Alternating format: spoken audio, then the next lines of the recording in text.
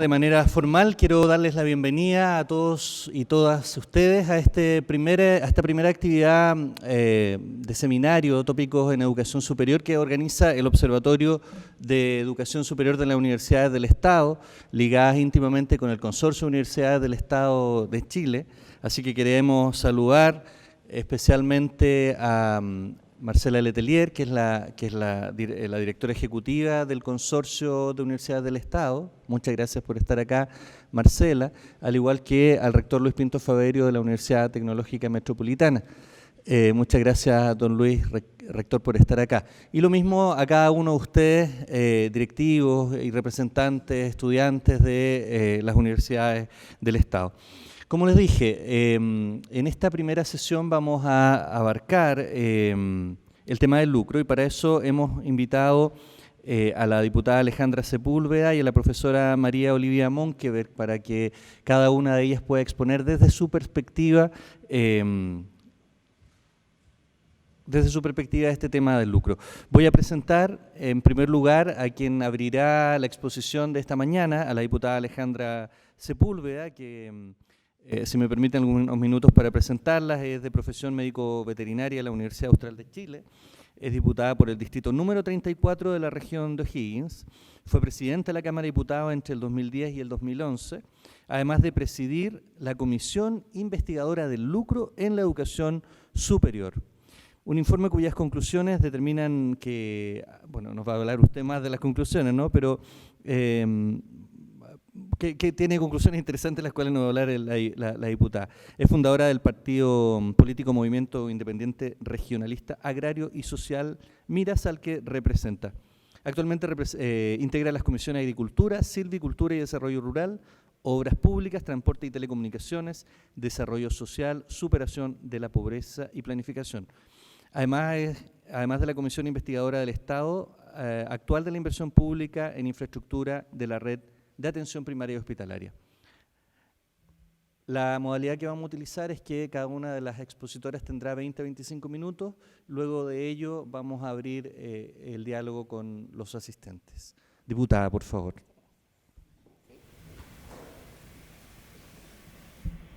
Bueno, muy buenos días a todos y a todas. ¿Sí? ¿No están encima? Qué bueno. A todos y a todas, primero quisiera agradecer al observatorio esta posibilidad, ¿no es cierto?, de poder conversar de un tema, yo diría que ha sido conversación de todos los hogares chilenos hace bastante tiempo atrás y sin duda hoy día, ¿no es cierto?, que tiene que ser el centro también de las grandes transformaciones que vienen en materia, no solo a mi juicio, de educación superior, sino en varias otras materias. Agradecerles al observatorio y además en forma muy especial con María Olivia, que hemos tenido la oportunidad, ¿no es cierto?, de estar en algunas reuniones juntas y agradecerle también el poder compartir este panel. Yo voy a presentar, me solicitaron, ¿no es cierto?, que pudiera, como me mandaron algunas preguntas, que era el tema del seminario, y la idea es como, bueno, saludar también a todas las autoridades que hoy día está, el señor rector, ¿no es cierto?, a quienes son representantes del Consejo, y a todos aquellos, ¿no es cierto?, que tienen como visión central lo que tiene que ver con el lucro, con la educación superior y sin duda con este tema específico, pero que yo diría que aborda muchos otros matices. A mí se me hicieron dos preguntas. La primera es cómo fue el proceso que llevó a cabo la Comisión Investigadora en la Cámara de Diputados y el segundo, cuáles fueron los considerandos que tomaron en cuenta en este trabajo parlamentario. Entonces, ¿ahí? Sí, ahí están las dos preguntas.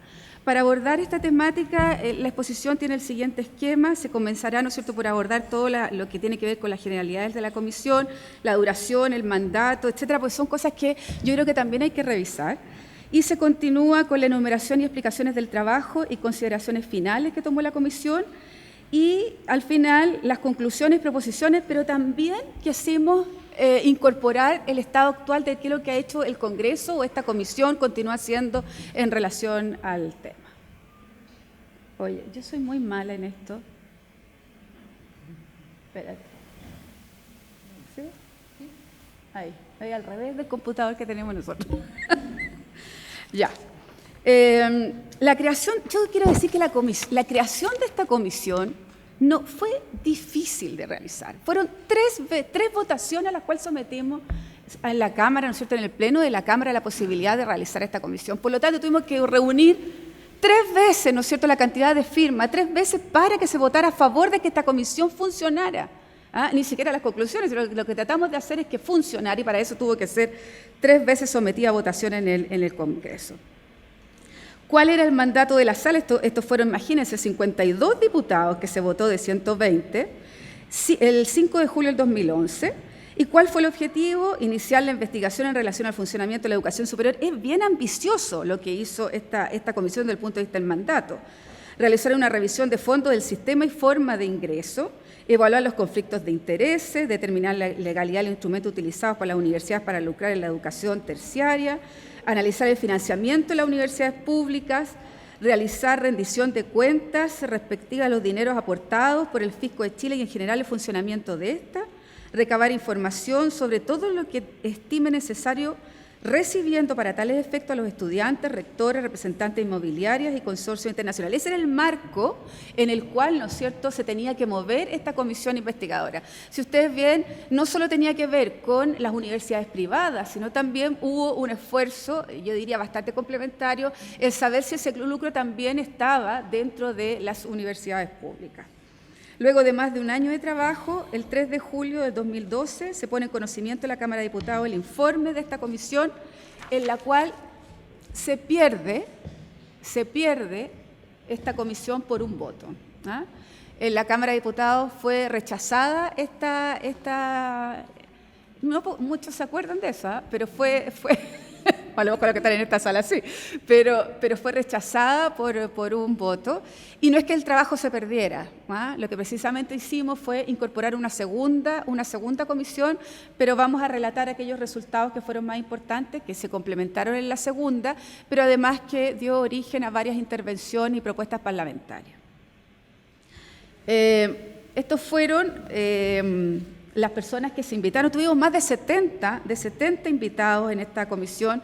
Destacar aquí que hubo muchos representantes, ¿no es cierto?, de las universidades públicas, Juan Manuel Solesi, que estuvo en su minuto, Aldo Valle, destacar a Gabriel Boric en su minuto, ¿no es cierto?, hoy día diputado, pero que fue como presidente de la Federación de Estudiantes de la Universidad de Chile.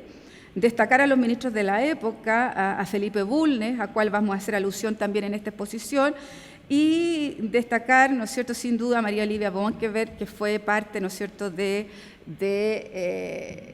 yo diría que varios argumentación desde el punto de vista de los libros que ella ha escrito para poder consolidar también parte de las conclusiones.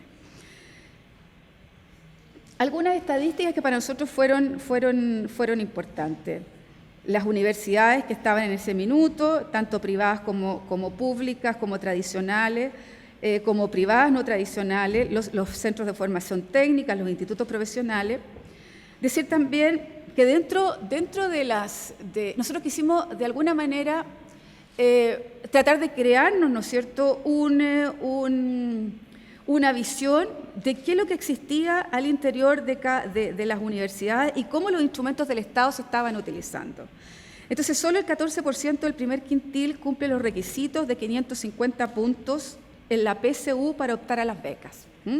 Solo el 14%. El 70% tenía en ese minuto menos de 474 puntos.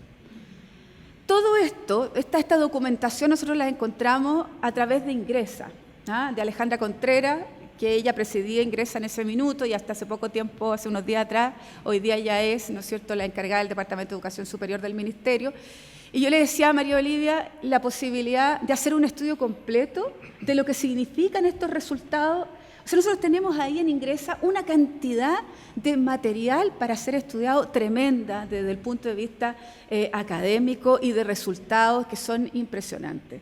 Entonces, ahí tenemos algo importante que estudiar. El 48% de los alumnos que rinden la PSU tiene un puntaje mayor, imagínense, solo el 48% tiene un puntaje mayor a 475 puntos.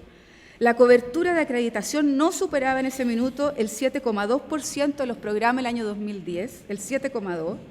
Las brechas entre el arancel referencial y el arancel real pueden llegar hasta un 58%. Y las diferencias de arancel entre las universidades privadas y tradicionales va entre un 26 y un 78%. Seguimos con las estadísticas.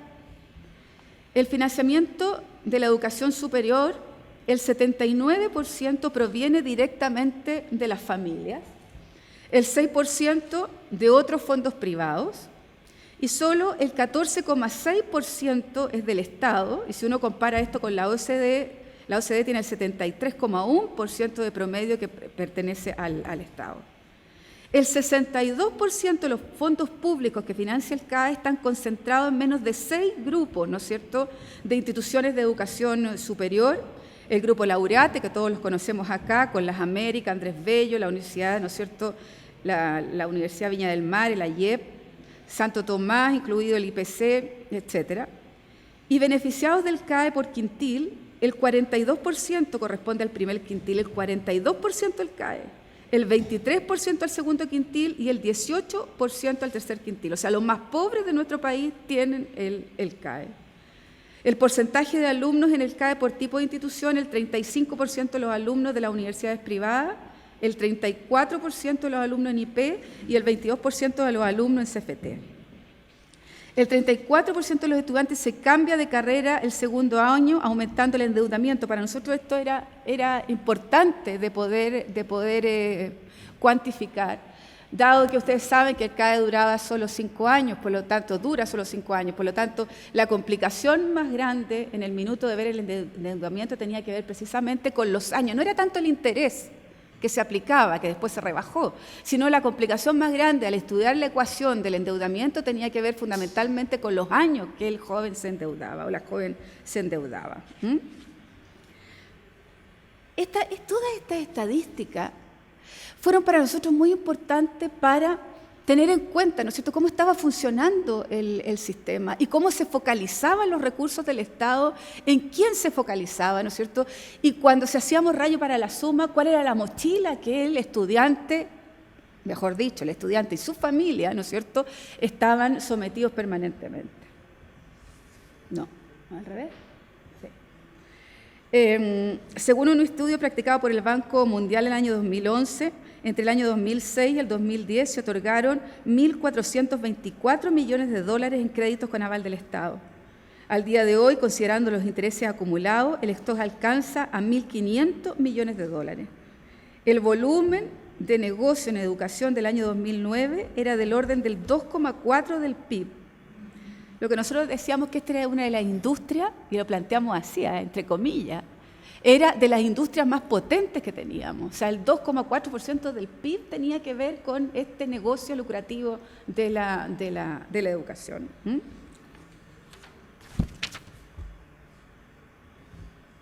Mire, la comisión celebró 25 sesiones. Ahí, como les decía, recibimos más de 70 a 70 invitados, pero nunca, a pesar de las múltiples veces que solicitamos, nunca las universidades privadas o las universidades, ¿no es cierto?, que estábamos estudiando, que quisieron venir a darnos su opinión. Siempre habían postergaciones. Los invitamos, yo creo, más de 5 veces a cada una y no fue caso de que pudieran a lo menos un representante venir, ¿no es cierto?, a dar una explicación de cómo estaba funcionando la universidad. En relación a las conclusiones, las quisimos dividir en 5 grandes conclusiones. La educación superior y el modelo adoptado por el Estado de Chile. El actual sistema de educación superior data de los años 80, cuando el régimen militar cambió el modelo institucional de educación superior hacia un modelo donde se privilegia la libertad de enseñanza, entendida esta como la libertad para realizar emprendimientos educativos, aunque no desde el punto de vista comercial, ya que los define sin fines de lucro. El advenimiento de la democracia no significó poner en cuestión los principios del modelo, ni modificarlo sustancialmente. Esto se administró, perfeccionó y se consolidó con la expansión de instituciones, sedes, carreras y cobertura. Nosotros decíamos, miren, ni el gobierno militar dijo, mire, aquí no hay lucro. En todo lo demás sí, excepción las universidades. Pero además, ¿no es cierto?, la expansión que ocurre a partir del CAE. y ocurre a partir, ¿no es cierto?, del año 2006, cuando se estimuló a través de la obtención del CAE, y más de 360.000 alumnos obtuvieron CAE, y fue el gran botín, fue el CAE para obtener, ¿quién obtenía más recursos? Para eso, ¿no es cierto?, había que acreditarse, la acreditación era prácticamente de un año, con las exigencias mínimas, además, con todas las complicaciones que ustedes saben, ¿no es cierto?, después de la corrupción que hubo en la Comisión Nacional de Acreditación.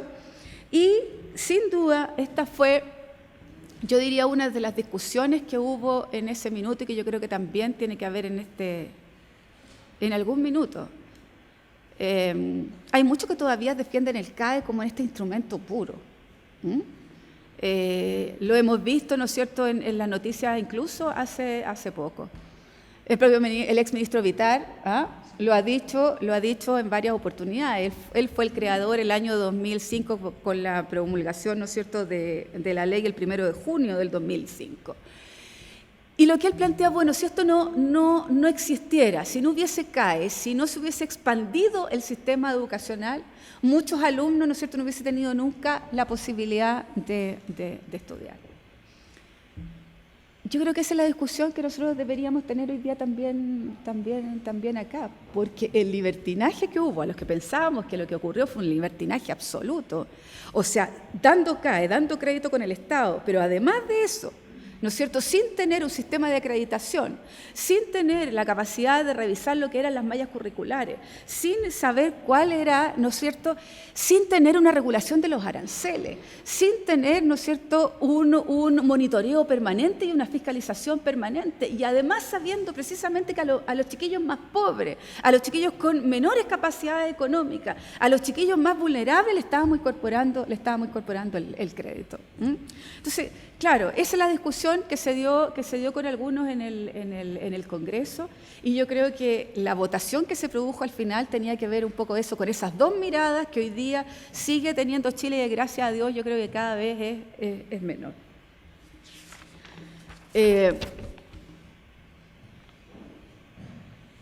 Bueno, el lucro en la educación superior, nosotros lo definimos como aquel retiro de excedente en beneficio de los creadores, organizadores o controladores de la corporación universitaria correspondiente. No funcionó el marco normativo que regulaba el actual sistema de educación superior, por ejemplo, el incumplimiento del mandato de la ausencia del lucro, y nosotros pudimos definir en esta comisión a lo menos 10 formas de lucrar, a lo menos 10 formas que nos permitían decir, a través de lo que nosotros pudimos chequear y observar en las distintas, ¿no es cierto?, áreas que nos permitieron estudiar, pero al mismo tiempo el trabajo que hizo la Biblioteca del Congreso para definir estos 9 formas de lucrar. Primero, los altos sueldos a miembros del directorio ejecutivo importantes, pero sin que existiera límite legal aceptado tributariamente como gasto para este desembolso. Solo en el caso de las universidades se puede pagar sueldos más altos que en las demás empresas o personas relacionadas sin sufrir consecuencias tributarias negativas. El segundo, externalizar servicios relevantes, y por este medio las utilidades de la universidad que no pueden retirarse, sí pueden pagarse a las empresas relacionadas, sociedades espejo, desde donde se puede retirar o distribuir a sus propietarios. La tercera forma, las universidades están exentas de impuesto a la renta, primera categoría, no tienen razones tributarias para adquirir activos fijos relevantes que luego puedan depreciar, por lo tanto los propietarios de las universidades pueden verse incentivados a adquirir el activo fijo mediante empresas distintas que se puedan aprovechar de la depreciación o a la vez ser arrendadas a las universidades. Las empresas señaladas en el literal anterior, al igual que cualquier empresa, puede asignar altos sueldos a sus propietarios ejecutivos relevantes, pero en este caso se financiarán sus pagos con los recursos emanados de la universidad.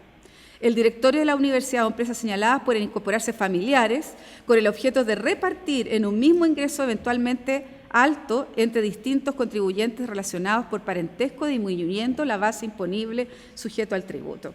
Y así sucesivamente. Nosotros quisimos distinguir estas 9 con la posibilidad de caracterizar además lo que hicimos después, que se los vamos a relatar a la Fiscalía. Estas 9 fórmulas de lucrar la conversamos in extenso con el fiscal Gajardo en el minuto que hicimos la entrega de las conclusiones del documento.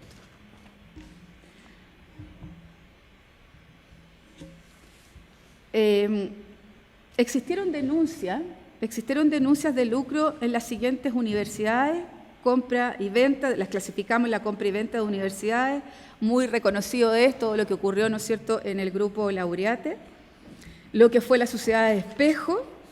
Yo creo que el símbolo de esto fue la Universidad del Mar, con más de 40 empresas relacionadas, y sin perjuicio de lo anterior, se descarta, ¿no es cierto?, que podrían existir otras instituciones que pudieran operar, porque lo que hubo en esta comisión investigadora, que nosotros dijimos con nombre y apellido a aquellas universidades, ¿no es cierto?, que nosotros sospechábamos que existiera lucro en estas instituciones.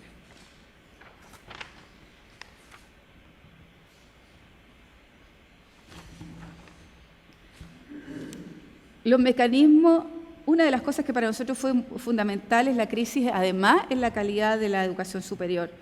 Los mecanismos de aseguramiento de la calidad han sido quebrantados, ¿no es cierto?, por varias razones.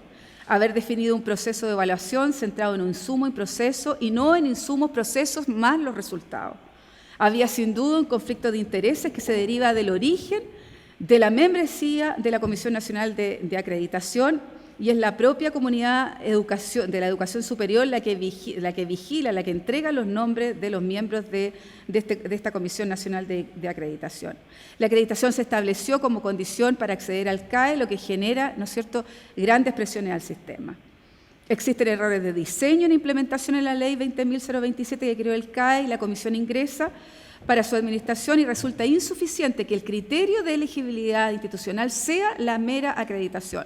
¿Qué pasaba con la calidad, con las mallas curriculares, los años de acreditación, la empleabilidad, etcétera, que nunca fueron tomadas en cuenta, ¿no es cierto?, para poder acceder también a este crédito con aval del Estado? Solo era la acreditación, y lamentablemente nosotros hicimos una de las primeras cosas que nosotros planteamos era lo que estaba ocurriendo en la Comisión Nacional de Acreditación. Nosotros planteamos que eran miembros y parte, ¿no es cierto?, los que acreditaban, y lamentablemente no recibíamos de parte del Ministerio de la época ninguna fiscalización a lo que estaba ocurriendo en esa comisión. Lo que planteamos es que había una desregularización absoluta del sistema. Existe una, a ver, vamos, y yo quiero aquí ocupar palabras de varios académicos que estuvieron en la comisión. Existe una formidable expansión y virtual universalización de la cobertura de la educación superior. Pues tú me avisas cómo voy mal. Vamos bien. Ya.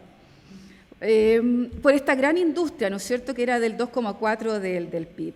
El Estado creó en su conjunto normas que permitió, incentivó y fortaleció un sistema de educación superior privado prácticamente regulado, que en lo medular se expresa en requisitos mínimos de constitución, más bien formales, sin regulación respecto a la calidad de las instituciones, la oferta de carreras profesionales o técnicas, sin fiscalizar, sin un procedimiento técnicamente aceptable y transparente de determinación de aranceles cobrados, y eso reportaba un lucro para las instituciones. Yo solo quisiera leer en la página 360 y 362 lo que dijo el ministro de Educación de la época. Miren, respecto del lucro. Dice así el ministro Felipe Bulne en relación al lucro. Esto fue en Valparaíso el 12 de octubre. Esta ley tiene 30 años, pero nadie puede dar fe de que efectivamente algunas de las universidades no lo estén burlando, el lucro. Incluso es público y notorio, algunas personas se refirieron a ello antes que surgiera esta polémica, que las universidades representan un buen negocio, en el sentido que así lo entendí yo. Era una buena fuente de retiro de excedente y de ganancias particulares, aunque la ley lo proscribe. Y además, continúa, nuestra visión es que se simplifica demasiado la discusión, creyendo que la posibilidad de burlar la ley solo se agota en la sociedad de espejo. Por eso nosotros dijimos, mira, aquí no solo la sociedad de espejo, sino que habían 9 formas, además, de lucrar. Pero el ministro continúa y fue y fue lapidario en esto, en la página 162, dice, finalmente, sobre el lucro, dice el ministro, en las corporaciones educacionales universitarias cabe destacar lo señalado por el ministro, abro comillas.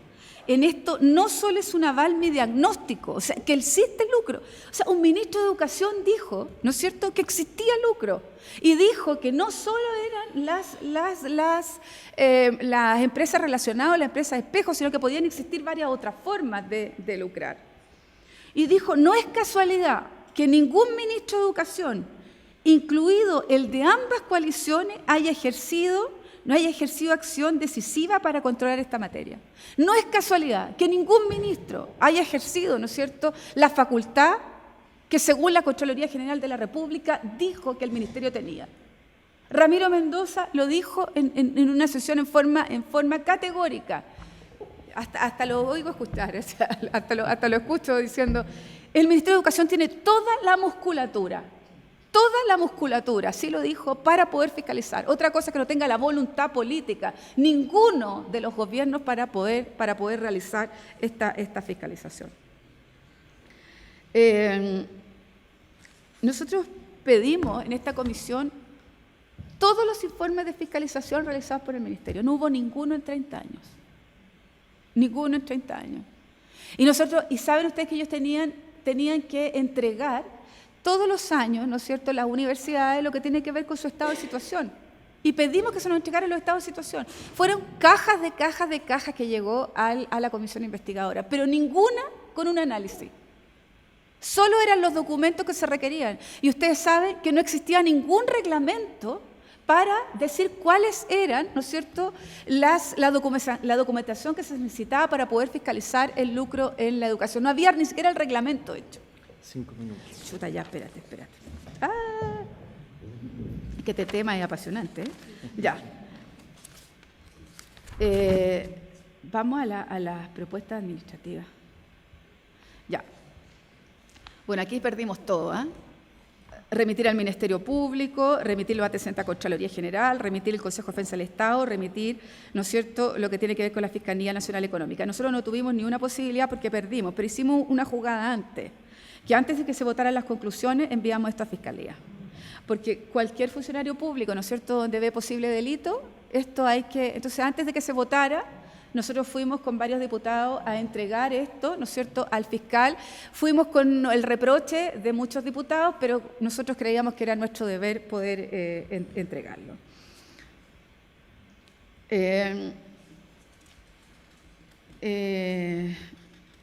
Nosotros en esto, el 20 de junio del 2012 se entregó, ¿no es cierto?, al fiscal nacional lo que tiene que ver con el resultado final, y él nos dijo algo que era, voy a saltarme todo esto, nos dijo que algo que era muy, muy, muy importante: si aquí no hay delito, no podemos seguir. Y es por eso que nosotros, inmediatamente que él nos dice eso, nosotros hicimos, ¿no es cierto?, una moción parlamentaria para poder tipificar el lucro como delito. Y lamentablemente, ¿no es cierto?, quedó en la Comisión de Educación muriendo ahí, ¿ah? Nunca se tipificó el delito, pero lo que es peor, se archivó. No hubo nunca, ni del gobierno pasado ni de la voluntad, ¿no es cierto?, para tipificar el lucro en la institución superior. Y lo que hicimos ahora, hace 2 semanas atrás, fue ingresar otro que tiene que ver, ¿no es cierto?, con lo mismo que se hizo, ¿no es cierto?, para las empresas que tienen colusión. Usamos el mismo criterio para lo que tiene que ver con el lucro, con penas de cárcel que va desde 3 años y un día a 10 años, la que hicimos homologar con lo que tuvo que ver con colusión. Nos juntamos con el fiscal Gajardo ya en varias oportunidades, hicimos una presentación con el fiscal nuevamente, porque al parecer, ¿no es cierto?, se iba a evaluar el archivar la investigación, y lo que solicitamos en conjunto con la diputada Girardi es continuar con la fiscalización o con el estudio, pero hicimos una reunión con el director del Servicio de Impuestos Internos nuevo. Y mira, porque lo increíble de esto es que el Servicio de Impuestos Internos dice que todo está espectacular. que no hay problema, que aquí todo está... ¿ah? Pero porque el servicio, imagínense lo que ocurrió con Laureate. ¿Ah? O sea, incluso se llevan los recursos del país y aquí no pasa nada. Entonces, lo que nos dice lo que nosotros planteamos en el Servicio de Impuestos Internos, mire, por favor, usted no solo revise lo que tiene que ver con el Servicio de Impuestos Internos, porque al parecer solo es una mirada parcial. Entonces, si aquí existe, ¿no es cierto?, una irregularidad de otro tipo, dígala a la instancia que corresponde. ¿Y a quién hay que decirle? Al Ministerio de Educación? O sea, aquí sí hubo retiro de dinero, aquí sí hubo venta, no hubo irregularidad administrativa desde el punto de vista tributario, pero sí hay, ¿no es cierto?, una falta en relación a lo que ocurre con el lucro. Y hablo de falta porque todavía no es tipificado como delito. Entonces, lo que nosotros estamos diciendo hoy día, que con Fernando Barraza esperamos, ¿no es cierto?, el nuevo director de Servicio de Impuestos Internos, mire esto no solo con la mirada restrictiva de alguna irregularidad tributaria, sino también desde el punto de vista un poco más amplio. Ahí estuvimos bueno, hicimos varias propuestas legislativas que ya no me queda tiempo, pero nosotros lo primero que pedíamos era que se dictaran los reglamentos que se dictaron solo cuando se destituyó al ministro Beyer, reglamentos, por ejemplo, que regulaba el sistema de información de educación superior, en la que yo les planteaba, no había nada que regulara qué información tenía que enviar la universidad al ministerio. El reglamento para la implementación del Comité de Coordinación del Sistema de Calidad de Educación y la supervisión de las empresas acreditadoras. Ese reglamento tampoco estaba, todo estaba suelto, no había ningún reglamento que sea operativo, ¿no es cierto?, cada una de las leyes. Mira, este fue un trabajo, yo diría, un trabajo de más de un año, un trabajo que permitió al Congreso por fin tomar, digamos, yo diría, desde el punto de vista de las fuerzas políticas y desde el punto de vista del interés también del Congreso, por primera vez lo tuvimos encima.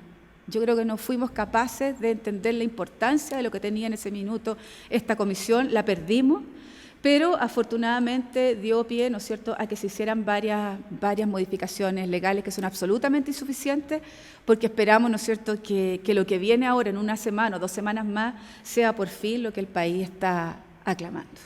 Eso, muchas gracias.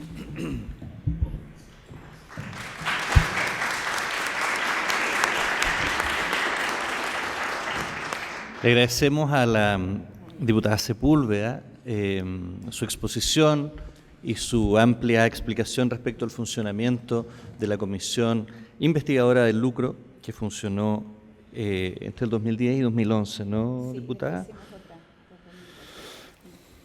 Muy bien. Antes de presentar a la profesora María Olivia Monkever, yo quiero hacer un breve paréntesis de 1 o 2 minutos para explicar qué es esto del Observatorio de Educación Superior, que es quien ha convocado esta actividad. Este seminario sobre tópicos de educación superior. Esta es una iniciativa que surge al alero, como decía yo hace un momento, del Consorcio de Universidades del Estado de Chile. Es una iniciativa vinculada con una serie de redes que están funcionando en este minuto entre las universidades del Estado, lo que ha dado pie a la generación de un convenio marco en red entre el Ministerio de Educación y nuestras universidades, que de alguna manera nos ha invitado a poder cooperar. Después, una lógica que estaba ausente durante tantos años, ¿no?, donde se imponía la competencia y el autofinanciamiento. Entonces, en esta iniciativa tenemos a Mónica Quiroz, que es la directora ejecutiva del convenio marco en red. Entonces, en esta iniciativa, una de aquellas acciones es la generación de este observatorio, en el que están participando académicos asociados de distintas universidades, de todas las 18 universidades del Estado, y en la idea es poder generar precisamente, por un lado, productos académicos vinculados con el quehacer de la educación superior, y por otro lado participar y tratar de enriquecer, como lo estamos haciendo hoy día, la discusión pública en materia de educación superior, sobre todo hoy día que estamos a puertas de la presentación de un proyecto de ley que esperamos reforme para bien el sistema de educación superior y nos permita superar todos estos ribetes amargos en los que nos hemos visto enfrentados. En esto también quiero insistir con mucha fuerza que en esta lógica de cooperación el observatorio, además de los investigadores, participa y coopera con las otras redes, con la red de análisis institucional, con la unidad de estudios del Consorcio de Universidades del Estado de Chile. Está Marco acá, que es quien coordina también esa unidad. En fin, con las distintas instancias. La idea es poder hacer una acción bastante potente en esta materia por parte de todas las universidades y del consorcio. Ahora voy a presentar, tengo el gusto de presentar a nuestra segunda panelista, la profesora María Olivia Monkeberg, que es profesora del Instituto de Comunicación e Imagen de la Universidad de Chile y profesora y directora, yo leí mal, esto está bien escrito, yo leí mal. Directora del Instituto de Comunicación e Imagen de la Universidad de Chile y profesora titular de las cátedras de Periodismo de Investigación, Ética y Tratamientos Periodísticos. El 2009 fue galardonada con el Premio Nacional de Periodismo. Su trabajo se ha desarrollado en base a investigaciones del acontecer educacional y nacional, por cierto. Es autora de los libros La privatización de las universidades en Chile, Una historia de dinero, poder e influencia del 2005, por la que fue nominada para el Premio Altazor, y El negocio de la Universidad de Chile del 2007, libro en el que investiga a fondo lo que ocurre en el, entre comillas, mercado de las universidades. Todas estas publicaciones están enfocadas en indagar detrás de los, comillas, edificios que hoy se llaman universidad y de la excesiva publicidad que año tras año tienta con ofertas a alumnos clientes. Así que, profesora Monkeberg. Creo que Alejandra Sepúlveda, a quien tengo el orgullo de tener al lado en la mesa, y la saludo muy afectuosamente por toda la verdadera pelea que ha dado en este tema. Desde, como ella nos relataba, desde hace mucho rato fue de las primeras personas y desde luego de los primeros parlamentarios que se preocupó de lo que era el lucro, de lo que era las deudas, de las anomalías con que estaba funcionando este caótico sistema. En realidad, sistema a mí me cuesta decirle a lo que ocurre con las universidades en este país, particularmente con las universidades privadas y dentro de ellas con las universidades privadas post-81, ¿no? Nacidas desde la implantación del modelo económico, social y político que se instaló en la dictadura. Creo que muchas de las cosas que nos ha planteado Alejandra y de las conclusiones de aquella comisión van a estar presentes en lo que yo pueda comentarle. Ahora, una pequeña rectificación a Tito, en el sentido que el último libro de universidades es de 2013, es con fines de lucro, la escandalosa historia de las universidades privadas, publiqué en noviembre, diciembre de 2013, y justamente allí, entre otras personas, aparece entrevistada Alejandra, con quien conversamos largamente, incluso aquí tuvimos alguna entrevista en este mismo local del ex Congreso Nacional. Y ahí doy cuenta de todo lo que estaba ocurriendo hasta ese minuto y de lo que había sucedido con la comisión, también con las luchas estudiantiles a partir de 2011, que para mi modo de ver al menos son los estudiantes con aquellas grandes manifestaciones, sobre todo de 2011, los que pusieron en la agenda, pusieron sobre la mesa todos estos tremendos problemas que afectan a la educación superior y al país, hasta el día de hoy. Bueno, hoy día ese panorama, yo veo que mientras se habla y se discute sobre reforma universitaria, si uno observa un poquito más en profundidad, se advierte que hay una tensa discusión que está detrás de las bambalinas, porque es mucho lo que está en juego. Este gran negocio, que nos daba algunos datos Alejandra, yo les voy a comentar algunos otros, creo que es lo que hace que esté esta pugna tan efervescente, me atrevería a decir. Y justamente para comprender el alcance, ya algunas algunos datos nos daba Alejandra, los sintetizo. Chile presenta el récord de financiamiento privado en la educación superior, en que son las propias familias o los estudiantes, lo comparto lo que decía ella, que se endeudan los que financian. Hasta el año pasado todos tenían que pagar por esta educación y el Estado apoyaba con becas y créditos. Que esa es la otra cosa, ¿no? Y que también el famoso CAE o las becas, el proveedor de eso es el Estado de Chile, y favoreciendo a quien dicen a los estudiantes que quedan endeudados, pero en definitiva yendo a hacer todo este botín del gran lucro que se ha generado. Los aranceles están, hay estudios que lo demuestran, entre los más elevados del mundo. Si es que no los más elevados, probablemente de acuerdo a los niveles de vida en otras partes puede haber, pero con mucha beca de otro tipo, en Estados Unidos en algunas partes, pero están entre los más elevados. La otra característica, y que sobre esa me voy a detener, porque uno de los pedidos que tuve del observatorio es que me metiera con el tema del poder, justamente es que grupos económicos y empresarios han hecho grandes negocios o han fortalecido sus propios negocios lucrando con la educación. Esto desde que se impuso el modelo neoliberal, pero para ser más exacto, es a partir de fines de la dictadura y de todo el tiempo de transición a la democracia o democracia, como lo queramos llamar.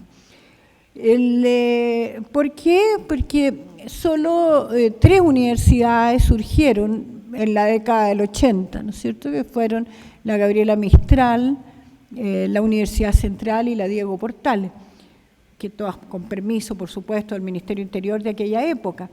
Pero la gran mayoría es de fines de los 80, cuando ya se dieron cuenta que la dictadura no iba a ser para siempre, y de comienzos de los 90. Algunas otras fueron adquisiciones posteriores, pero en definitiva ese es el tiempo en que nace. Lo otro que llama la atención, por ejemplo, a cualquier persona que llegue de afuera a este país, es que porque nosotros de repente hasta nos hemos acostumbrado a vivir en estas anomalías, y es que no hay fiscalización adecuada de ese negocio en el que tantas empresas se llaman universidades.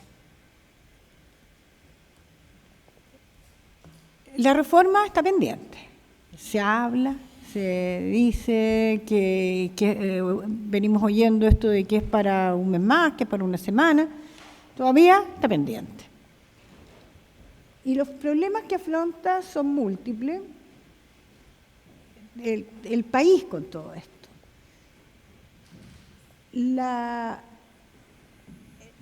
Después de 5 años, decía yo que hasta el año pasado todos tenían que pagar, ¿no es cierto? Este 2016 se inició parcialmente la gratuidad en algunas universidades, las públicas, las tradicionales y 5 privadas, que se comprometieron a cumplir ciertas condiciones. Ahí de paso, y un hecho tremendamente llamativo, que una universidad como la Autónoma esté favorecida por gratuidad y está a la vez todavía, porque aunque no esté tipificado el delito de lucro, pero todavía está acusada por lucro, parece una contradicción elocuente. En total fueron alrededor de 150.000 de los 650.000 alumnos que existen en pregrado, los que fueron favorecidos con la gratuidad. El gobierno se ha propuesto sacar la reforma, pero todavía tenemos solo minutas.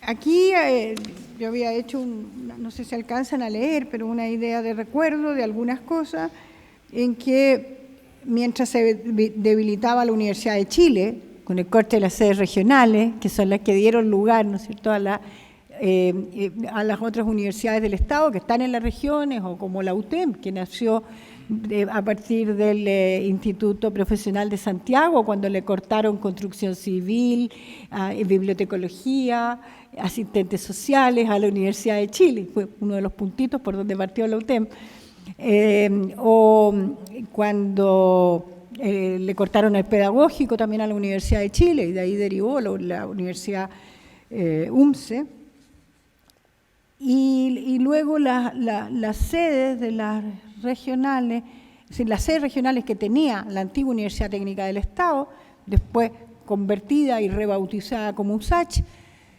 y la Universidad de Chile fueron creando universidades. Primero fueron institutos, hay que recordar que al comienzo tenían un límite de que tenían que tener 3 carreras para ser universidad, y no todas las carreras tradicionales eran consideradas universitarias.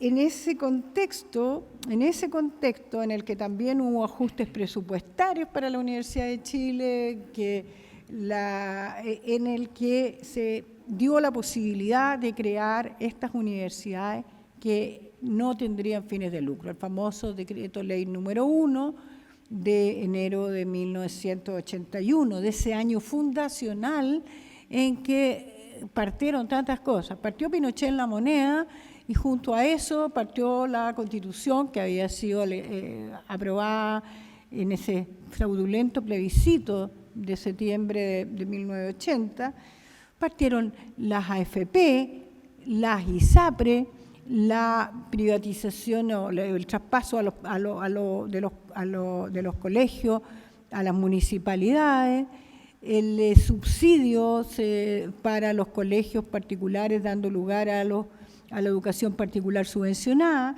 Bueno, las famosas 9, entre comillas, digo yo, modernizaciones de la dictadura partieron y se les dio impulso ese año 1981. Un salto para decir solamente que el último día de gobierno de Augusto Pinochet, el 10 de marzo de 1990, dictó la famosa Ley Constitucional de Enseñanza, la LOCE. Ustedes recuerdan que fue tan combatida por los pingüinos en 2006.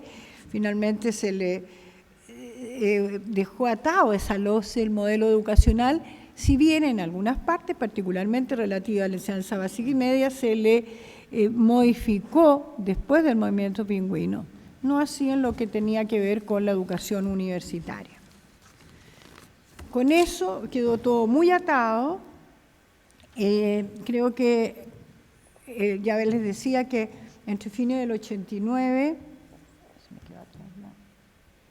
y principios del 90 nacieron la mayor parte de las universidades privadas que perduran hasta hoy.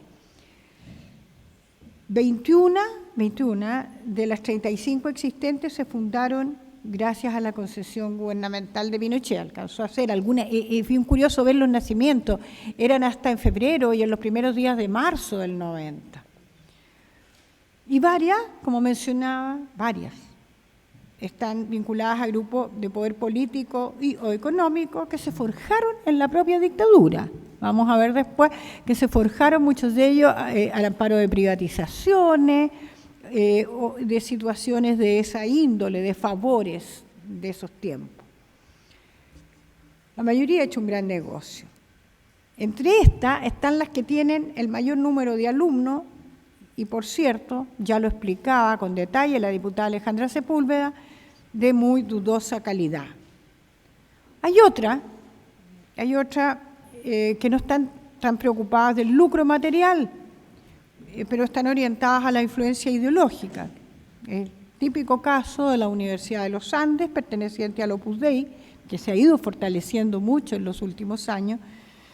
La Finisterra, que partió siendo muy vinculada a los Chicago Boys del gobierno de Pinochet, pero que finalmente, después de disputas, quedó en manos de los Legionarios de Cristo, otro grupo religioso de la Iglesia Católica. Y la Universidad del Desarrollo, que mezcla lo ideológico con lo lucrativo, lo ideológico en un sentido más político, ¿no es cierto? Realmente es una incubadora, un semillero de la UDI, de la Unión Demócrata Independiente, pero también vamos a ver de quién realmente son los dueños hoy, pero muy vinculado a la UDI. También responde un modelo ideológico, la Universidad Adolfo Ibáñez, aranceles muy caros, pero muy preocupados de la proyección del modelo económico neoliberal, tanto que la Universidad Adolfo Ibáñez, ya muchas veces lo he comentado, tiene en su junta directiva como honorífica a Milton Friedman, premio Nobel, y a Friedrich von Hayek. O sea, se inspiran ahí, y eso es lo que quisieran cultivar y seguir cultivando para la sociedad chilena. Aquí, no sé si van a alcanzar a leer los números, pero Alejandra nos dio muchos números y muy interesantes de lo que había llegado a detectar la comisión del lucro, como la llamábamos, en 2012. Yo quiero aquí centrarme en lo actual, digamos 2015, no tenemos las cifras elaboradas 2016, pero lo que implica, ¿qué pasó con todo esto? Con todo esto, gracias al CAE, gracias a que se le ocurrió a los gobiernos sucesivamente que era mejor que creciera lo privado para apoyar al Estado en su labor educativa, o sea, principio de subsidiariedad total, se ha llegado a que las universidades del Estado solo representen el 14,8% de la matrícula de los alumnos de pregrado. Esto de acuerdo a las estadísticas oficiales. Y esto es bien notable, ustedes lo deben haber visto en más de algún estudio, pero es como que va bajando y bajando, año a año. Uno va actualizando las cifras y cada año se va checando. El año pasado hablábamos de más del 15, ahora tenemos que hablar de menos del 15. Las universidades, yo las llamo particulares para distinguirlas de las privadas, del CRUCH, del Consejo de Rectores, que serían como las tradicionales privadas, representan, son 145.000 alumnos, eran un poco menos, no más que de las del Estado. Y los institutos profesionales, las privadas propiamente tales son casi el 30, con 338.296 alumnos a 2015. Y los institutos profesionales, que eso sí pueden lucrar, tienen permiso para lucrar, nacieron para lucrar, para que seguramente, como no existían antes, los crearon también en 1981, lo mismo que los centros de formación técnica, y para que hubiera estímulo al negocio, les dieron la posibilidad de lucrar a sus sostenedores, como se empezaron a llamar, o organizadores, estos los personajes que están detrás de ellos. 32% y son los que más crecen de toda la matrícula general de educación superior. Por lo tanto, podemos concluir que la mayoría de los estudiantes está en instituciones privadas, considerando tanto universidades como institutos y CFT, casi el 85%. Las que estudiaban en las universidades del CRUCH, el porcentaje era 11,5.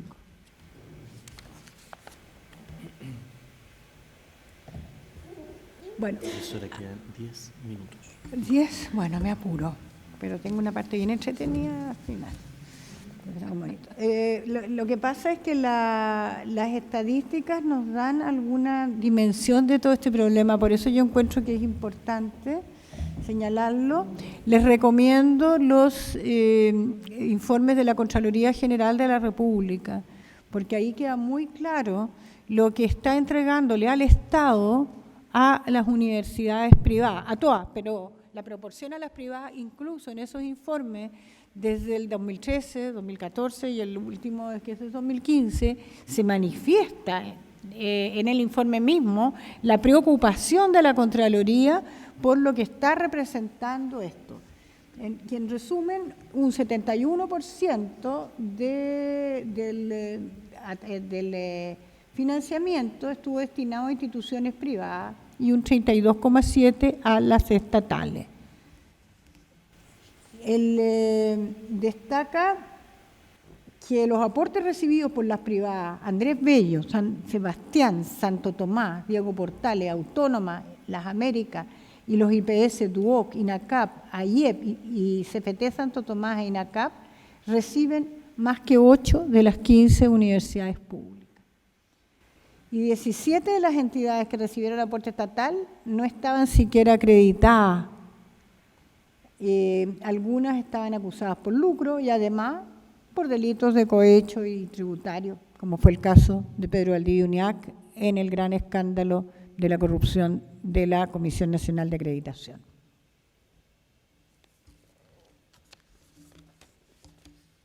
Bueno, acá nuevamente aparece el CAE, esta vez con estas estadísticas más actuales. Pueden ver que partió en 2006, lo sabíamos, endeudó a los estudiantes y a sus familias, permitió ese crecimiento excesivo de entidades privadas. En 2014 llegó a ser cerca de 350.000 millones de pesos anuales. Otra cosa es que viene en aumento también. Aumentó, en esas, por lo menos hasta ese momento, en 15% respecto a 2013. Y ese año había aumentado a su vez respecto a 2012.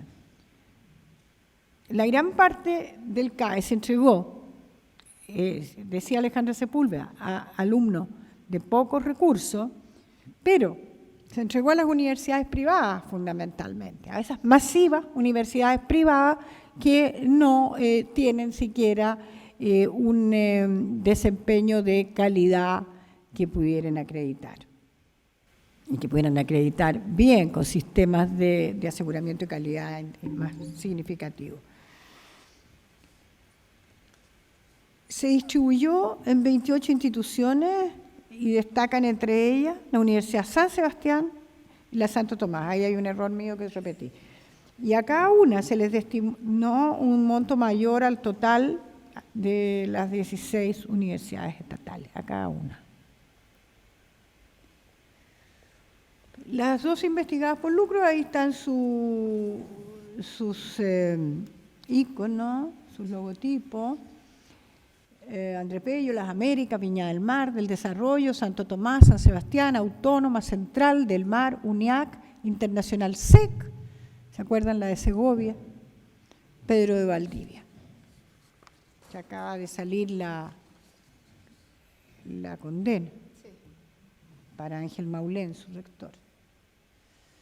Bueno, esta es la parte que quiero alcanzar a tratar de mostrárselas porque normalmente no se juntan estas dos cosas y me interesa esa mirada porque, bueno, gracias. Porque ¿cuál es el tema aquí? El tema es que estos son los señores, creo yo, y las señoras que están detrás de las bambalinas. Son los que hacen intensos lobby, son los que acosan al propio ministerio, a las autoridades, a los parlamentarios. Creo que lo vemos, se trasluce un poco a través de lo que se ve en la prensa, de lo que se ve en algunos diarios que en ciertas ocasiones les dan mucha tribuna, mientras que debates en serio, en profundidad, no se realizan. Vamos viendo. Grupo Laureate, famoso y ya mencionado. El Grupo Laureate, bajo el control desde 2007 del Fondo de Inversiones estadounidense KGR, inauguró la compra y venta de carteras de alumnos, se pueden acordar, al adquirir Las Américas y el Instituto Profesional Campos, en su momento, en 2003. Después compró la Universidad Andrés Bello, lo hizo en 2004, y el Instituto Profesional AIEP. Hoy es dueño de las dos universidades privadas con más alumnos y la AIEP es uno de los mayores institutos. O sea, así están en sus manos la Andrés Bello y Las Américas, que suman casi 80.000 estudiantes, más del total de la Universidad de Chile. La Andrés Bello sola es la más numerosa, como con 48.000 estudiantes, universidad en toma por este tiempo. En 2009 también Laureate compró la Universidad de Viña del Mar, que es más chica, y la Escuela Moderna de Música. El grupo tiene en total 150.000 estudiantes. Lo decían el otro día sus abogados, penalistas que ha contratado y tributaristas, Jorge Bofill y Ricardo Escobar, ¿no? Deben ser muy bien pagados por Laureate para defenderlo y para tratar de convencer al ministerio hoy día que no hay lucro y de convencer, no era tanto ahí de convencer en el Ministerio Público, porque el Ministerio Público, como lo señalaba la diputada, no puede actuar si no está tipificado el delito de lucro, no puede finalmente, después de todas las investigaciones que han hecho. En Estados Unidos, que también tiene sucursales, se reconoce que es un grupo, lo califican como un grupo con establecimientos for profit, para lucrar, están hechos para lucrar. Y en otros países de América Latina también, un montón de veces a mí me han llamado corresponsales, periodistas de otros lados, comparando situaciones, porque ellos están presentes en casi todos los países de América Latina. Y ha sido además un crecimiento muy vertiginoso de hace poco tiempo. Ellos nunca tuvieron historia académica, sino que partieron vendiendo muebles, computadores y con algunos institutos de inglés.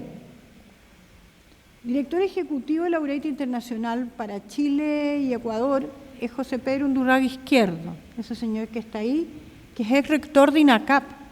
INACAP, que había sido a su vez regalado a fines de la dictadura a la Confederación de la Producción y del Comercio. Entonces, en esa línea trabajó José Pedro Undurraga.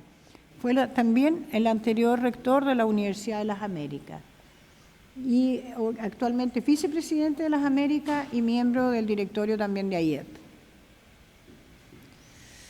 Aquí es curioso porque uno dice, claro, de repente a lo mejor por eso no pasaban tantas cosas tampoco por los ministerios de educación, por el Mineduc, porque le puse a esa lámina la fuerza de los ex, porque estos ex han sido pero capturados, con muy buenos sueldos por lo demás, por el grupo Laureate. O sea, sueldos de gerentes de la industria privada.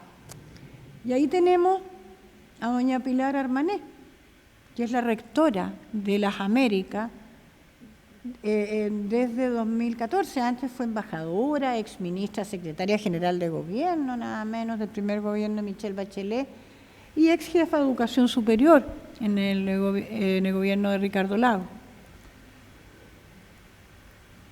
Vicerrectora académica de la Universidad de las Américas es Pilar Romallera, es su ex subsecretaria de Educación también entre 2006 y 2008, del gobierno primero de Bachelet. En abril de 2016, miren esto, porque de repente pasan inadvertidas estas cosas, pero yo las encuentro bastante sintomáticas. En abril de 2016, que me había quitado, Pilar Armané fue elegida presidenta de la Corporación de Universidades Privadas. ¿Qué es eso? CUP. Lo que agrupa como no a todas, pero cerca de una veintena de universidades privadas. La secundan allí Hugo Lavaos. Hugo Lavaos, que es actualmente el rector de la Universidad de San Sebastián. También fue ministro, en este caso de Economía.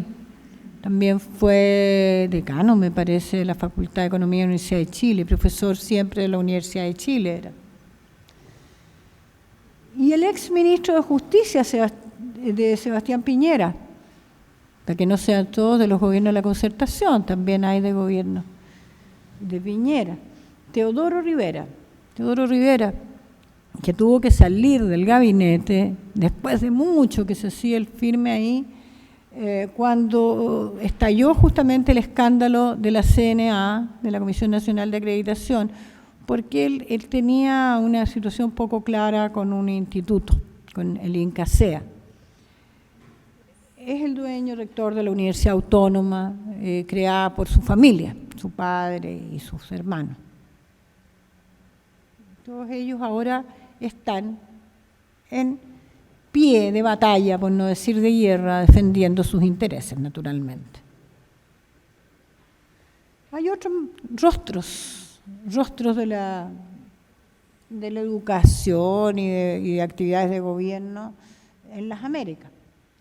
Julio Castro fue jefe de Educación Superior del Ministerio de Educación, también entre 2006 y 2009. Antes tuvo cargo en la Universidad de Valparaíso. Al salir del gobierno, fue rector de la Universidad de Viña del Mar, recién cuando la compraron a la Sociedad Norte-Sur, el Grupo Laureate. Y ahora también integra el directorio del Instituto AYEP. Es decir, pertenece al staff dirigencial de Laureate. Jorge Selume, exdirector de presupuesto, el último director de presupuesto de Pinochet, que fue decano, designado, por cierto, en dictadura a la Facultad de Economía de la Universidad de Chile, y muy cercano a Álvaro Sayé, el dueño de todo lo que es el COPESA, el consorcio periodístico, y todo en la Corbanca, los supermercados y todo eso. Y otra figura, Manfredo Mayol, periodista de profesión, asesor comunicacional de la UDI, de larga trayectoria, tanto en dictadura, en Televisión Nacional, estuvo como después en las asesorías a ese partido de derecha. El Andrés Bello del mismo grupo.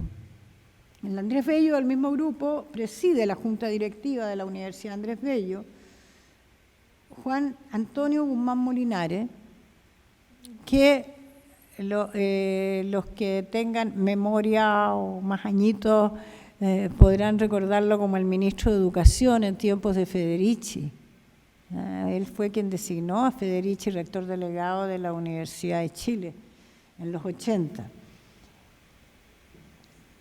El presidente también de la Clínica Indisa, preside en lo privado la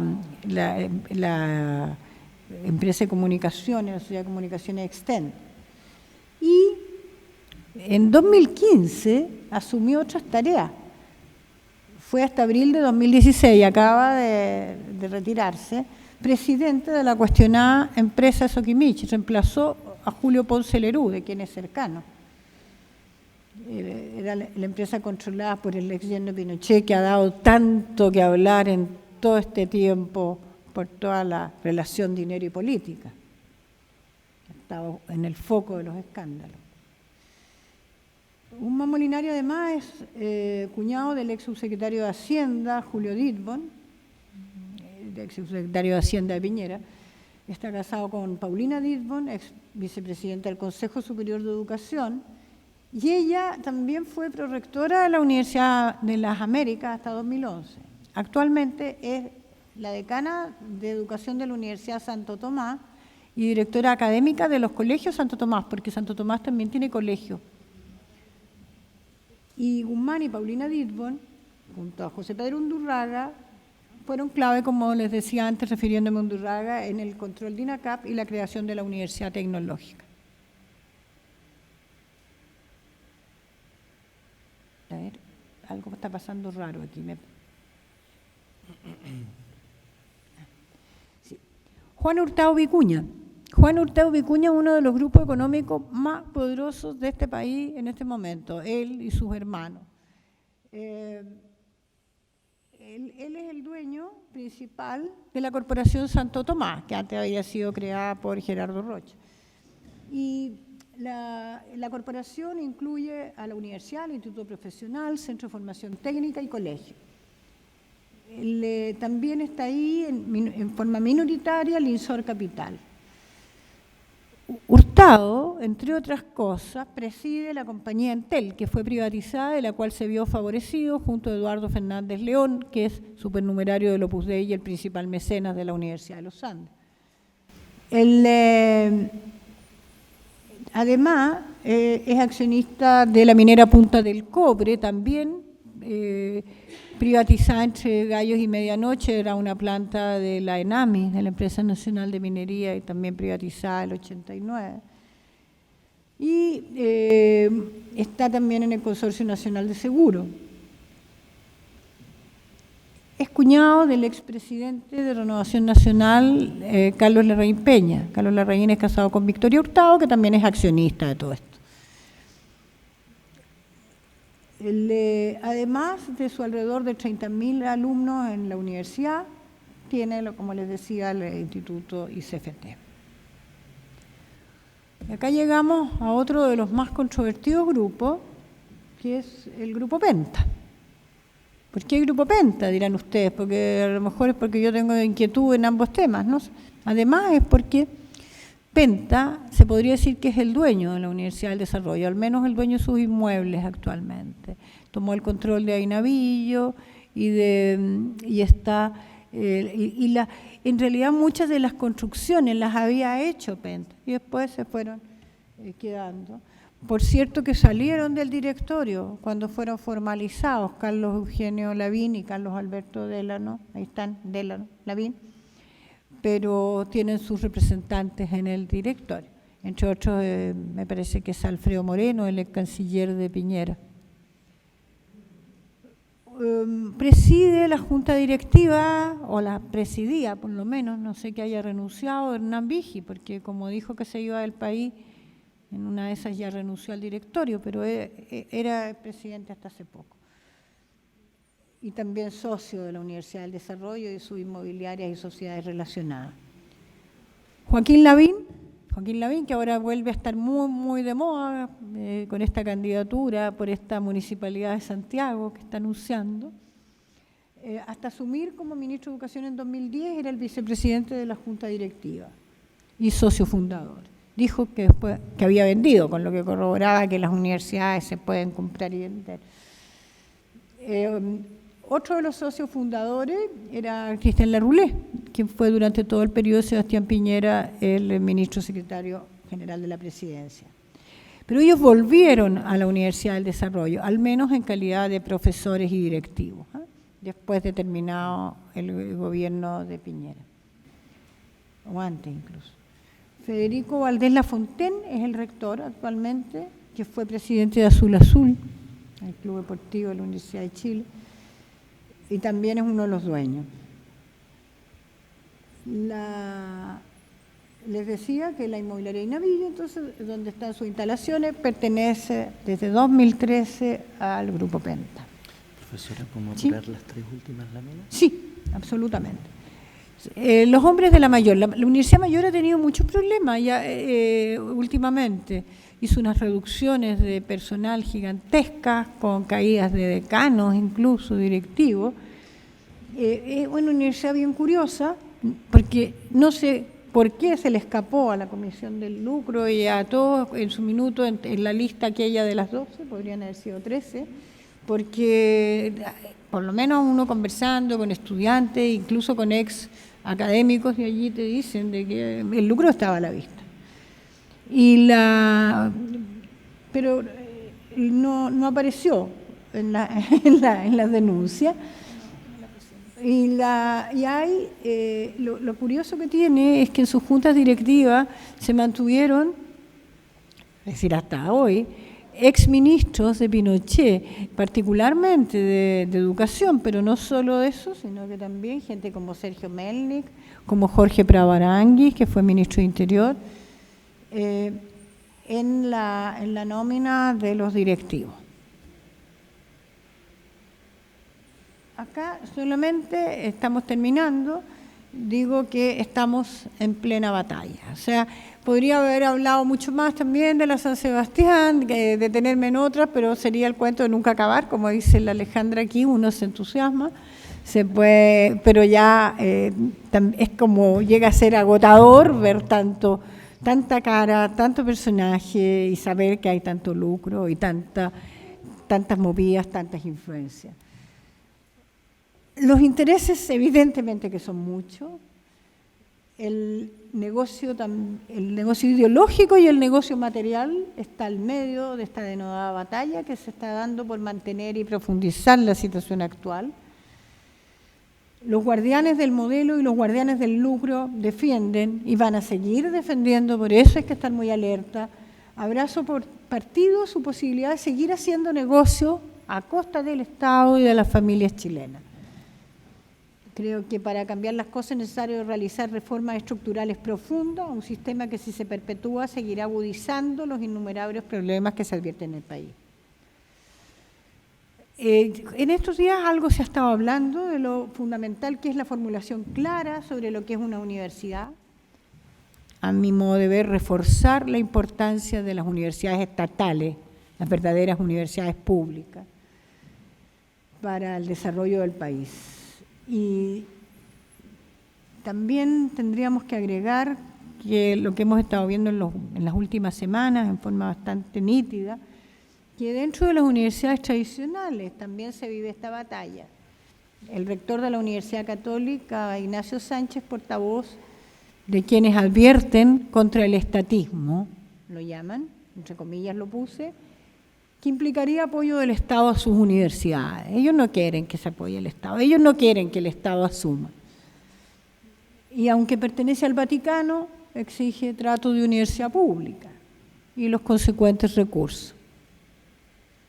Con esto termino nomás, que algunos puntos bastante obvios tal vez para una reforma que deje atrás el modelo mercantil y privatizador impuesto en 1981 y significaría definir una política de alcance nacional que sitúe a las universidades como pilares de desarrollo sustentable, de desarrollo equitativo y de fortalecimiento de la democracia. Eso implica naturalmente partir por lo que es una universidad. Apuntar también al desarrollo de la investigación, de la creación, de la extensión, de la vinculación con el medio en los diferentes campos. Fortalecer un sistema de universidades estatales a lo largo del país en consonancia con esa definición y con las necesidades de la sociedad. Rediseñar, reestructurar y rediseñar el sistema de calidad con una nueva agencia de calidad estatal que evalúe los establecimientos de educación superior y la formación que entreguen. Y algo que se dice poco y que a veces aparece como muy en términos económicos, que es abandonar el subsidio a la demanda y la mercantilización como nombre de la educación superior, como motores, perdón. Reemplazar esto por un financiamiento a la oferta, es decir, a las instituciones que cumplan requisitos que garanticen calidad, pluralismo, inclusión. Fortalecer el rol fiscalizador a través de una superintendencia con capacidad reguladora, una superintendencia que esté dotada de las herramientas que permitan de verdad regular. Y comparto plenamente con la última presentación que han hecho un grupo de diputados, poner fin efectivo al lucro en la educación superior.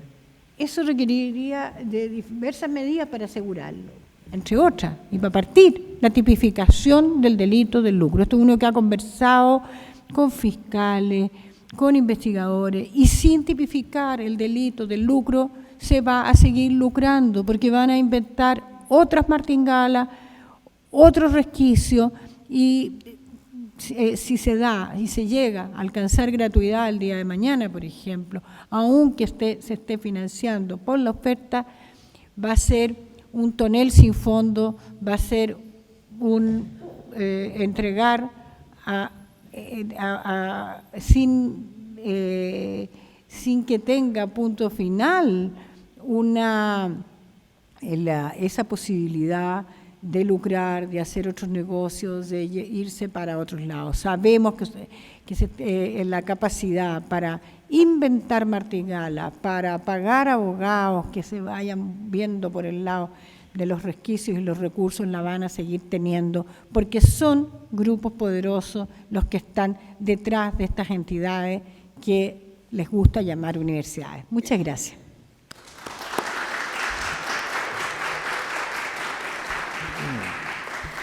Le agradecemos enormemente a la profesora María Olivia Monkeberg su exposición. Le pido disculpas también por mi error al momento de presentarla. Omití un libro tremendamente importante del 2013, como ella me corrigió. Y antes de poder abrir las preguntas por parte de ustedes, yo quiero saludar también, para nosotros muy importante, la presencia de Verónica Retamal, de la Universidad de Chile, de Edgar Mercado, de la Universidad Metropolitana de Ciencia de la Educación, que son parte del directorio ejecutivo también del observatorio. La gente de la Universidad de Santiago de Chile no pudo venir porque estaba en una actividad también interna. Y sobre todo saludar a Natalia Vargas, que es la coordinadora técnica del observatorio y es la gran gestora de esta actividad que estamos desarrollando hoy día.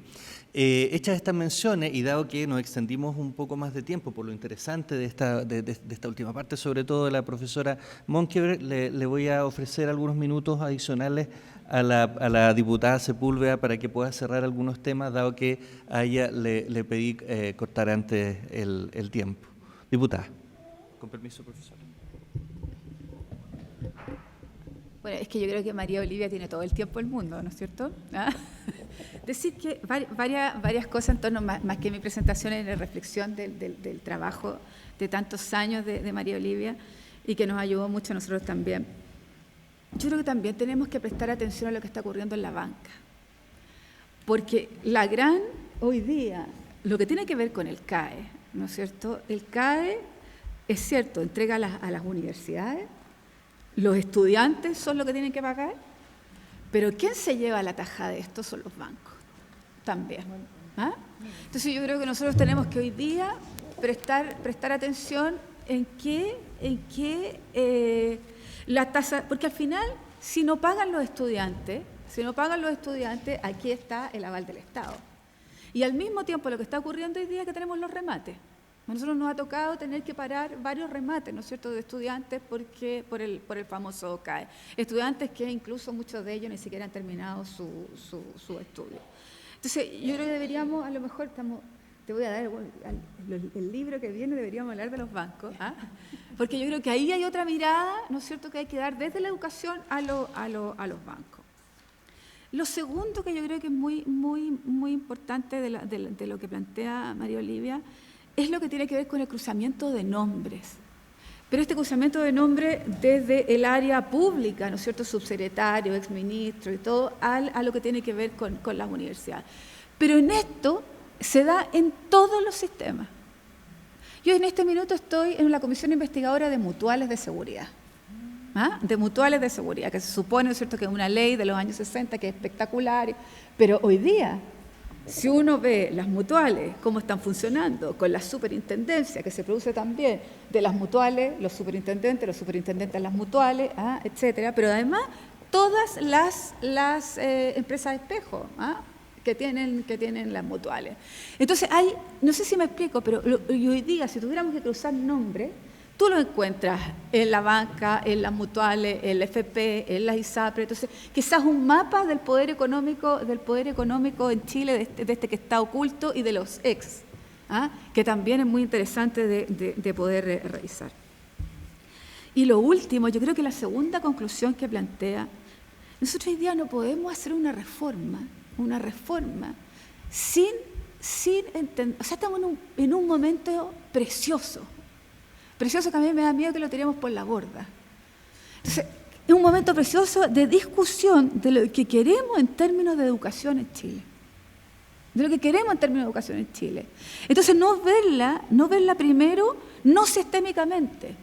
¿Qué es lo que está ocurriendo en preescolar? ¿Qué es lo que está ocurriendo en educación básica? ¿Cómo hacemos un sistema que sea articulado y que nos permita ir mirando cada una de esas aristas?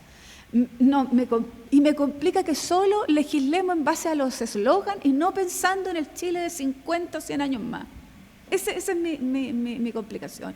Y que estemos haciendo parches y diciendo, bueno, la gratuidad, pero ¿para qué queremos universidad en Chile? ¿Qué educación queremos tener? ¿Qué personas queremos formar?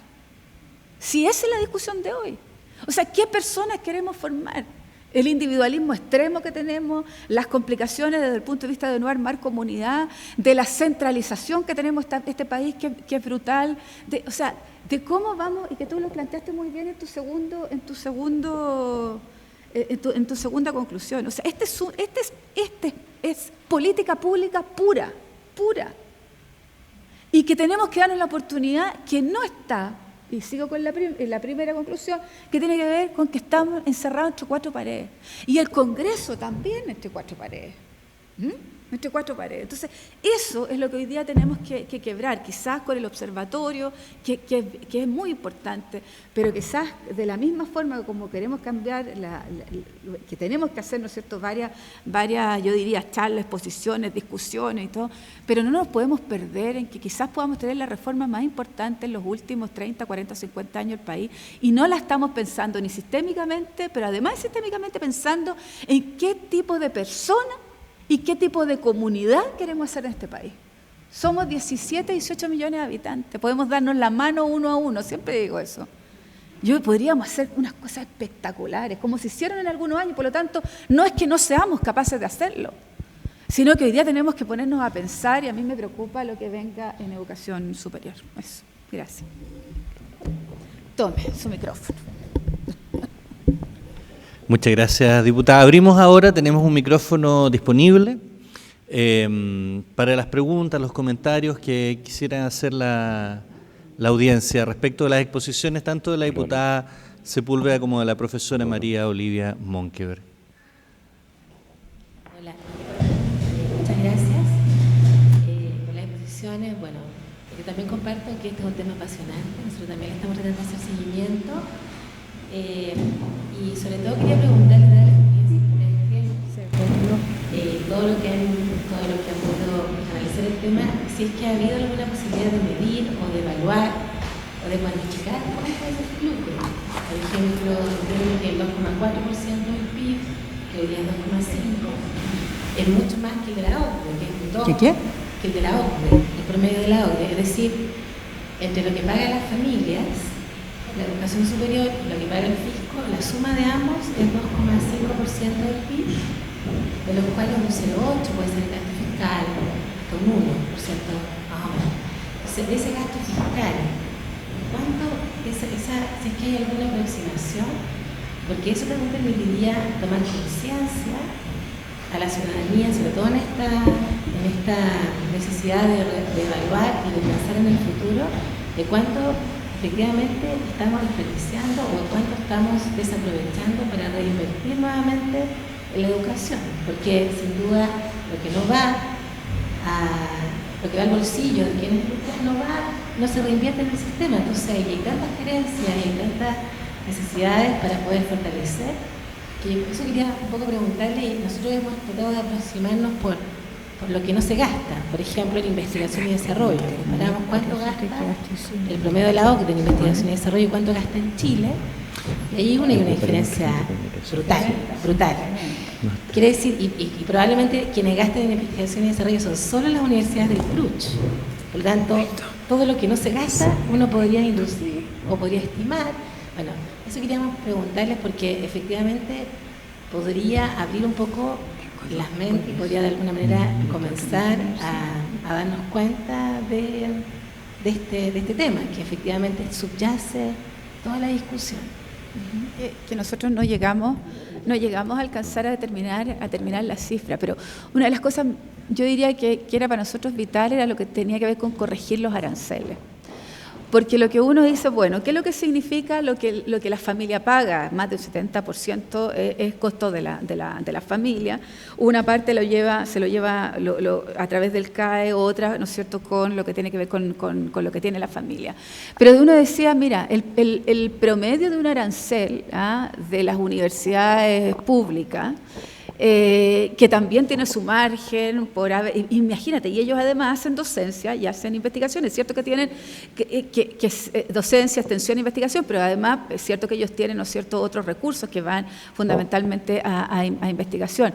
Pero decir que cuando uno veía los aranceles que tenían las universidades privadas, que por ahí es donde se va el lucro, teníamos alrededor de un 58% más de lo que tenía cualquier otra universidad.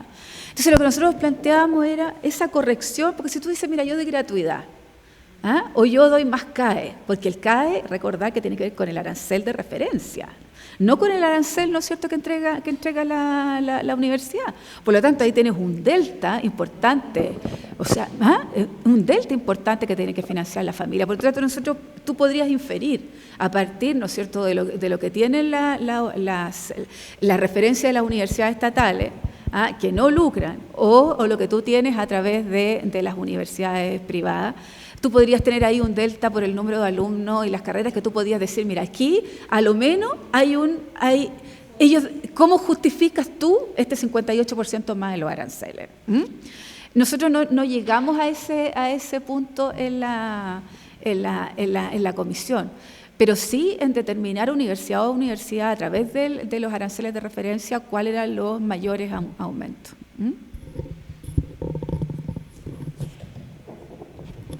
Gracias. Una cosa que en mí, con la colaboración de un grupo de sociólogos,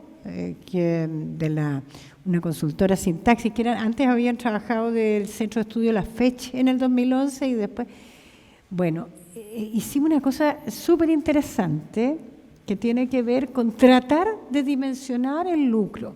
Y, de hecho, en ese último libro, con fines de lucro, en los anexos pusimos, yo dije, aunque sea un libro que no es académico, sino que es de público general, sin embargo, le plantamos los anexos, que vienen unos dibujos que son súper interesantes, o sea, unos gráficos. ¿Por qué? Porque hicimos de las 12 que estaban acusadas por lucro, tratar de cuantificar lo siguiente. De acuerdo a estadísticas oficiales y a las que dicen ellos ante las entidades de ministerio, cuánto era lo que el número de matrícula, la cantidad de ingresos percibidos por aranceles, calculando de acuerdo a los aranceles declarados. Y esto a la vez relacionado con la cantidad de profesores, jornada completa equivalente, de metros cuadrados de edificación, de metros cuadrados de laboratorios, de bibliotecas, ya no me acuerdo de cuál otro. Bueno, y esto está todo hecho en unos grafiquitos. ¿Qué pasa? Que se da unos ángulos que son como un efecto de tijera casi, en la gran mayoría. ¿Por qué? Porque lo que invierten en lo que uno podría decir como indicadores de inversión en academia, de inversión en profesores, en edificación, en infraestructura y en equipamientos o en bibliotecas, es reducido comparado a toda la cantidad de plata que les llega.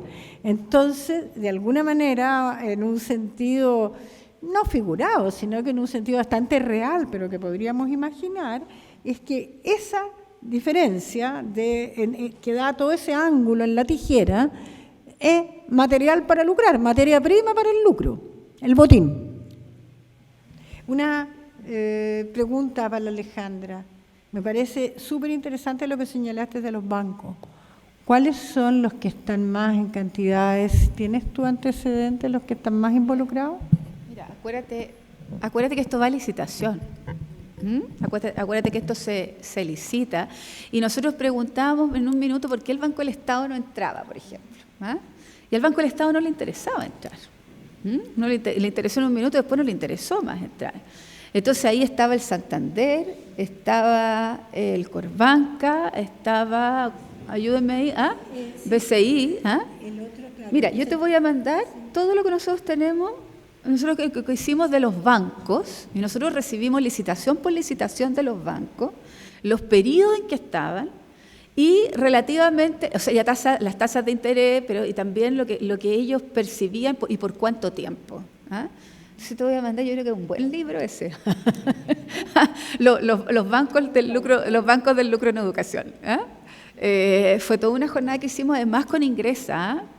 Porque Ingresa es el que hace todo el procedimiento ahí con Alejandra Contreras, que hoy día está en educación superior. Acá hay otra pregunta. Solo una pregunta que me parece que no puede dejarse pasar. De la exposición suya y la directora del ICEI, queda claramente que hay temas pendientes, que quedaron investigaciones.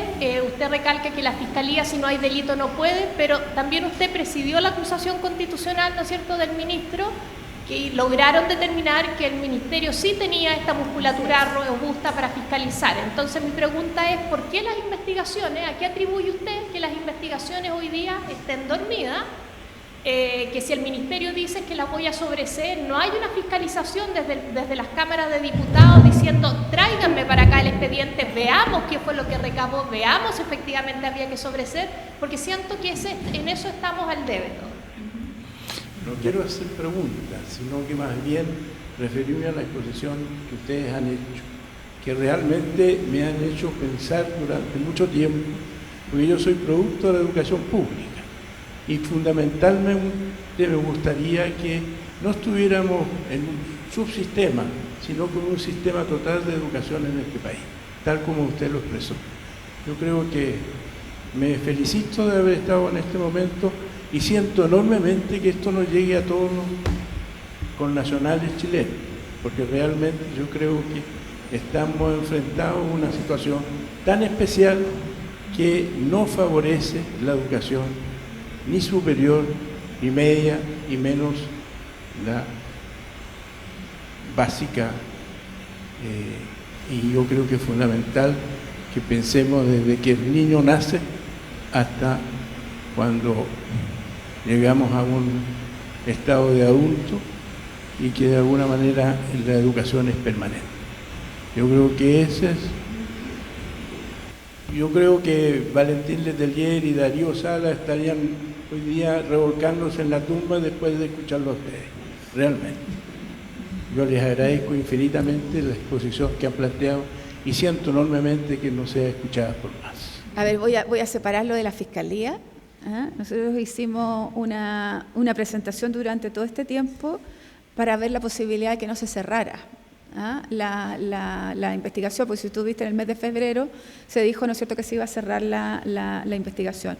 Nosotros a través de todo este tiempo incorporamos varias otras digamos, aristas al caso, pero además como nosotros a través de los abogados nuestros hicimos varios oficios a través de la Cámara de Diputados para continuar con el caso, pero fuimos a ver al fiscal Gajardo ahí con la diputada Girardi. Y una de las grandes conclusiones era porque no estaba tipificado el lucro y que nosotros hemos presentado ya 2 propuestas para la tipificación del lucro. Y por eso que fuimos a ver al Servicio de Impuestos Internos, porque yo creo que la única fórmula que esto puede reaccionar es a través del propio Servicio de Impuestos Internos, que yo creo que en un mes más podemos tener alguna propuesta o alguna noticia de lo que ellos están haciendo. Pero aquí esto obedece y el Ministerio de Educación tiene todas las atribuciones, todas. ¿Se acuerdan del interventor cuando ocurrió la Universidad del Mar? Nosotros lo propusimos. El gobierno en ese minuto de Piñera no quiso incorporar el interventor, que hoy día se llama administrador provisional, que se hizo después, que tiene todas las atribuciones para ir y mirar todo, establecer todo y decir si se continúa o no se continúa con la universidad. Pero aquí hay todo es voluntad política para hacer las cosas.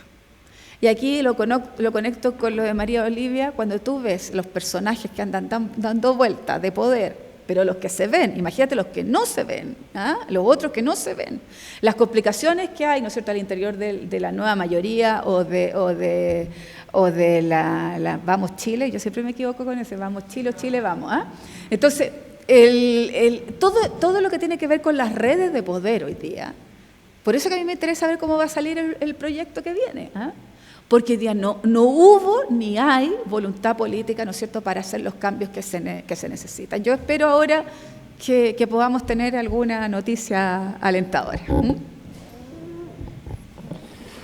Bien, a nombre del Observatorio de Educación Superior de la Universidad del Estado queremos dar las gracias nuevamente a la diputada Alejandra Sepúlveda y a la profesora María Olivia Monkever, directora del Instituto de la Comunicación e Imagen, por su exposición, por sus dudas. Nosotros como observatorio probablemente vamos a seguir recurriendo a ustedes y comunicándonos a ustedes. Son tremendamente importantes los datos, la información, las luces que ustedes nos aportan. Y a cada uno de los presentes por haber estado acá escuchando esta reflexión respecto de el devenir de la educación superior, una coyuntura especialmente, yo me atrevería a decir, histórica en el país, porque luego de 30 o 40 años una marea neoliberal tan intensa, se abre la posibilidad, se abre una ventana de oportunidades para ver si es posible generar algún tipo de cambios. Como observatorio nos interesa muchísimo la mirada nacional, tanto como nos interesa la mirada regional. En los investigadores está presente cada una de las universidades del Estado, de las distintas regiones. Acá tenemos profesores y profesoras que han venido de Atacama, que han venido de Antofagasta, que han venido, en fin, de distintos lugares, también de Santiago, a quienes les damos las gracias. Y les invitamos a visitar www.educacionsuperior.cl, el sitio web del Observatorio de Educación Superior, y, por cierto, a seguirnos en Facebook y en Twitter. Muchas gracias y será hasta la próxima oportunidad.